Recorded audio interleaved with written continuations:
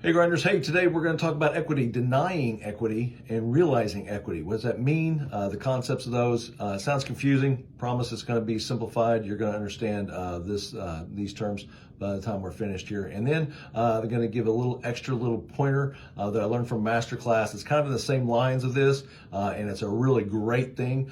90% of good players out there don't even think about this, so you're going to be ahead of the curve when I tell you what that is. So here we go. So what is equity? Okay. Equity is basically just the percent of chance you have to win the hand. Okay. They're going to call it equity because it's in the deeper math that we're going to get into.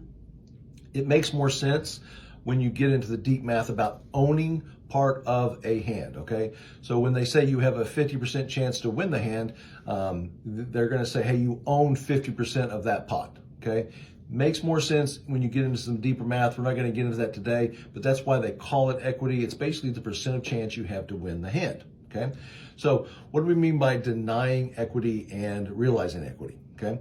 So anytime you bet and other players fold before you see a flop, you are denying them equity. Okay. So even if you have aces and the opponent has sevens, there's still about a 16-17% chance to win the hand, okay? They own 16% of the pot, even if you're aces versus sevens, okay? So the more people you get out of the hand pre-flop, the more equity you're gonna see. So if you have aces and they have sevens and someone else has jack tens, your equity goes way down having a third person there, okay? So when we say we're gonna deny equity, that means we're gonna bet people off the pot, so we're gonna realize more equity. We own more of the hand. We have more of a chance to win the hand when we deny equity and bet people off the pot. So that's what we're talking about, denying equity and realizing equity.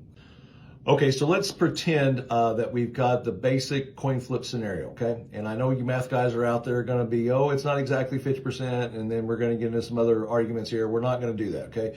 For purposes of understanding what we're talking about here, we're just going to say the coin flip is 50-50, okay? Someone has pocket nines, the other person has ace king, okay? One of them has 50% equity, the other has 50% equity, okay? If they both go all in pre-flop, then that's what we're going to see. We're going to see 5 cards come out, and somebody has 50% chance to win the hand, the other person has 50% chance to hand, okay?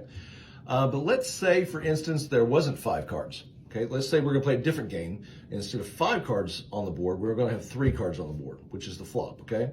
So if we only have 3 cards on the board, and the guy with ace king is 50%, that means he has 10% per street, right? Because he needs all 5 streets to win the hand. He needs all 5 streets for a chance to win, either hit an ace or a king to win the hand, right? So if there was only 3 cards, which is what we see on the flop, what's his percent? His equity now is only 30%, okay? So his flop equity is only 30%, okay? So if we both go on pre-flop, my ace king is going to recognize or realize all 5 streets of value, okay? So when you have ace king, if you go all in, you get to realize all 5 streets of value. But let's say, for instance, we see a flop and we're not all in, okay? Now what's his equity to hit the flop, okay? What's his chances of hitting an ace or a king on the flop, okay? Well, we kind of know if it's 10% per street, then he only got 30% chance to hit the flop, okay? So if the person with tens doesn't go all in and just maybe calls ace king and then jams the flop when an ace or king doesn't come out, we have denied the ace king equity 20% of his equity, okay? 2/3 of his equity, or 2/5 of his equity, okay? We denied 20% when he has 30%, okay? He only recognized 30% of his equity. There's 20% more that he has, and we're going to deny that if we bet the flop and get him off, okay? So that's what we're talking about by realizing equity and denying equity, okay? Start understanding that, start seeing it, and you'll start seeing a lot more of these little scenarios here where you can deny equity and you can realize your equity, okay? Okay, so something else really, really cool that I've learned from a masterclass that I watched real one time. I'm not a pro, but this pro was giving a masterclass, and it's a really cool thing you need to learn, okay? Trust me, when you realize this and when you see it, it will change your game, okay? We not only want to deny equity, we want to deny position advantage. Okay, how do we deny position advantage? What are we talking about, okay? So if we're out of position, which means we have to act first against someone else, they have an advantage, okay? If you find yourself in the position, especially on the flop, okay, we were pretty early in the hand, of betting, Okay, I'm not saying you need to bet all the time. I'm just saying if you're going to bet out of position, you bet higher. Because what you want to do, especially early streets, is you want to get them out of the pot.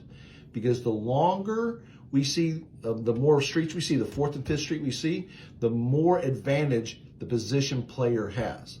So when you find yourself in a position to bet on the flop, you need to bet higher than normal to get them out of the pot so that they do not recognize all of their position advantage, okay?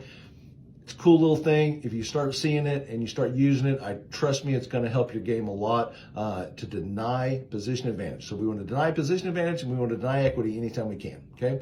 Good luck. Happy grinding.